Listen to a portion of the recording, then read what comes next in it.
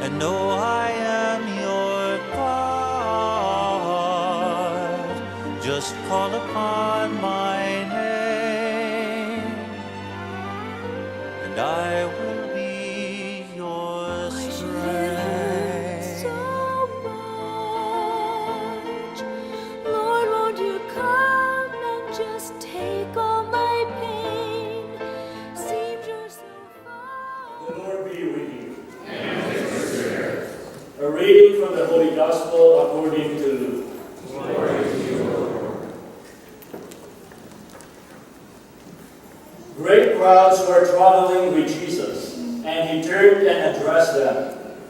If anyone comes to me without hating his father and mother, wife and children, brothers and sisters, and even his own self, and even his own life, he cannot be my disciple. Whoever does not carry his own cross and come after me cannot be my disciple. Which of you, wishing to construct a tower, does not first sit down and calculate the cost to see if there is enough for its completion? Otherwise, after laying the foundation and finding himself unable to finish the work, the onlookers should laugh at him and say, "This one began to build but did not have the resources to finish." Or what king marching into battle would not first sit down and decide whether with 10,000 troops he can successfully oppose another king, advancing upon him with 20,000 troops? But if not, while he is still far away, he will send a delegation to ask for peace terms. In the same way, any one of you who does not renounce all his possession cannot be my disciples. Brothers and sisters, the Gospel of the Lord. Praise you, Lord Jesus Christ. When I decided to become a priest, I was aware of what kind of life I was joining. It was a life of self-denial and renunciation. It was a life of simplicity and humility. And at the same time, it is a life of service and sacrifice. I knew I had to give my life to something more important than myself. And I am eager to pay the price. Jesus does not promise an easy life, but he assures us of the great reward if we persevere in following him. The Gospel reading is teaching us how to become true followers of Jesus, how to become true disciples of Jesus. When you follow Jesus, it must be all the way through. Before you take a challenge, you should know if you can do it. You should have your inner resources. You do not give up in the middle of the struggle, like riding a roller coaster. Once the roller coaster is running, you cannot say, "Stop, I want to stop here." You have to finish until the end. Jesus used the parables of a man starting at a foundation that he cannot build on, and of a king contemplating a war in which he is outnumbered. So what was Jesus trying to say here, my dear friends?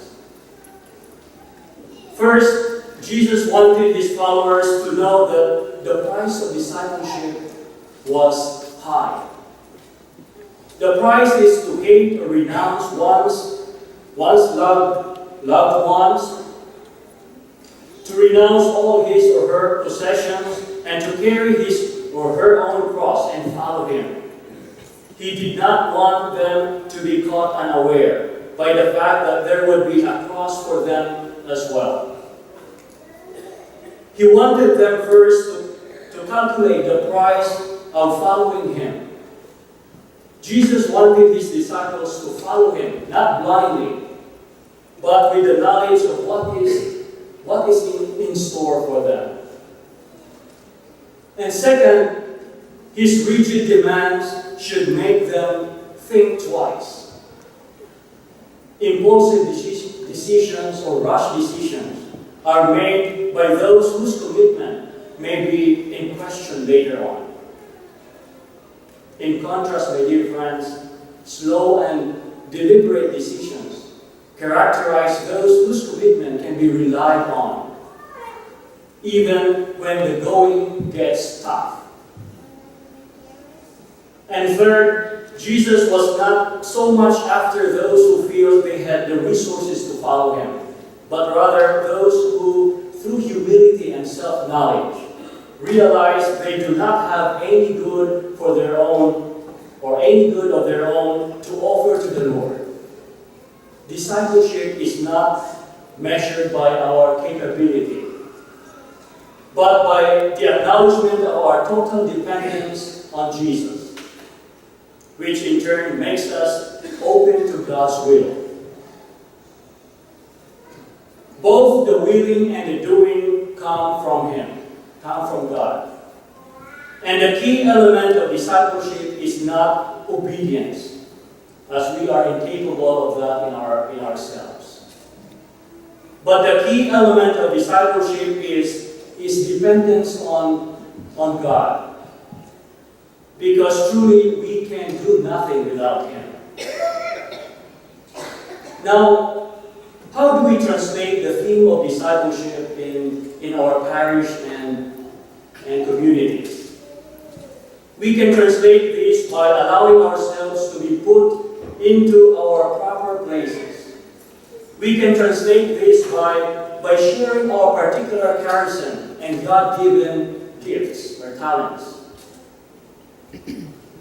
And we can translate this by willingly allowing ourselves to be heard in the process.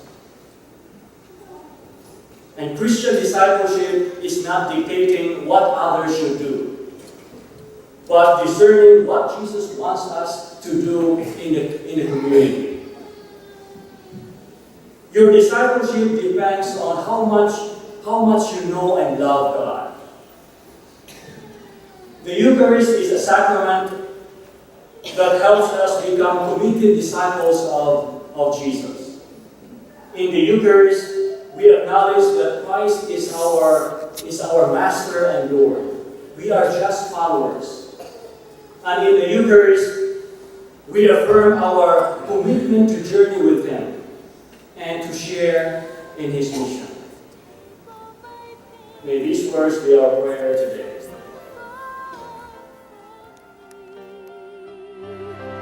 Never have I left you.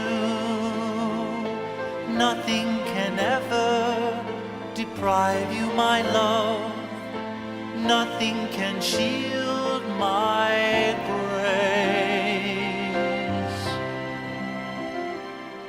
Be still